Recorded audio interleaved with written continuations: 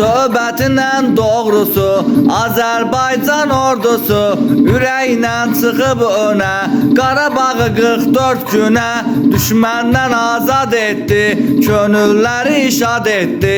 Bu igidlərdən biri Biləsuvarın şiri, qənimi olan düşmənin Salih Məcidzadənin danışım həyatından, qəmli əhvalatından. Nəriman kişinin övladı şərəflə çəkilir adı, adı əzbərdir dildə. 94-cü ildə bu hər kəsin arzusu, iyul ayın 16-sı hər kəsin zəndində o, Nəsimi kəndində o. Dünyaya gözün açmış, göydən şəfəqini saçmış, çox gözəl insan idi, cana dəyən oğlan idi.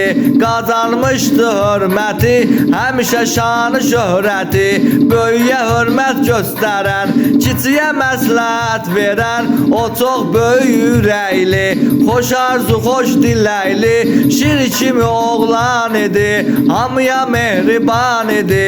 Adı əzbərdi dildə, o 2000-ci ildə keçib əsas mətləbə, getdi orta məktəbə, seçib əsas mətləbi, bitirib orta məktəbi, böyüyüb başa çatdı, 18 yaşa çatdı, hərbi xidmətə getdi, getdi hərbi xidmətə, dayaq dursun millətə, əskərlikdə də salih, etdi hər kəsi vali, zabit və gizirlərin, bütün komandirlərin hörmətini qazandı, heç vaxt pozmadı andı, zərrə verməyib ara.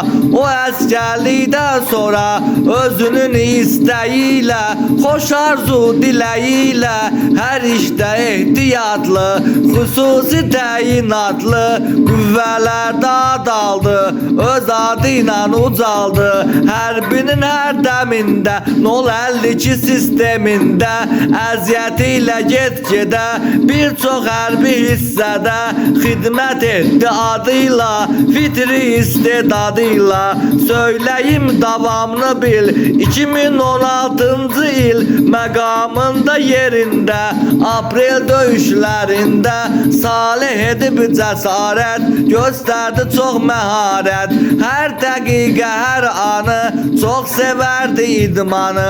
Universal idmanda o, Azərbaycanda o, yarışlarda yer tutub, öz arzularına çatıb, vətənini çox sevərdi, sevgisini göstərərdi, gözəl qəlbi var idi, haqqa tərəfdar idi, özü də həmişə deyərdi, yəni çox istəyərdi, torpaqlar azad olsun, xalqı həmişə şad olsun. O hər döyüşdən sonra verməyib heç bir ara, tez evə zəng edərdi, yaxşılıqdır deyərdi, çox savadlı gənc idi, istedadlı gənc idi, komandanlığa qədər hər bir kəs bilirdilər Salihin cəsarətin, döyüşdə məharətin, döyüşdə hər yerdə o, bir çox döyüşlərdə o, deyib Allah ya Əli, daimi getdi irəli.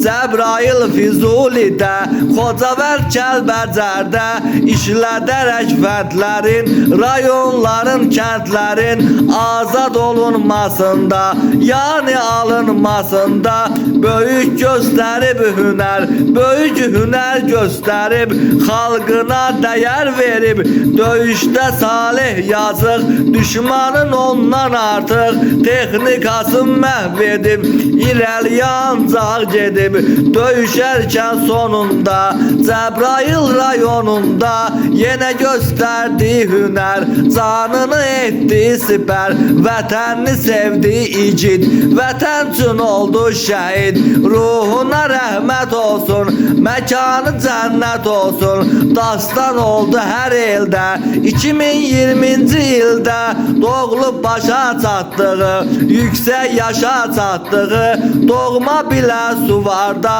Nəsimi kənd diyarda, çox böyük izdihamla, ən uca bir məqamla, bükülərkən bayrağa, dəfn olundu torpağa, qəlbimi Yerimiz oldu yara. Onun ölümünden sonra o böyük eksen ile, o böyük ehsen ile, o bayrak ordeniyle bütün bu regionların, alınan rayonların azad olunması için medallarıyla o gün teltif olundu Salih, tarif olundu Salih. Ey gitsene sen, tarihi yazmısan sen, seni unutmarıq biz, yaddan çıkarmarıq biz, seni unutmarıq biz, yaddan çıkarmarıq biz.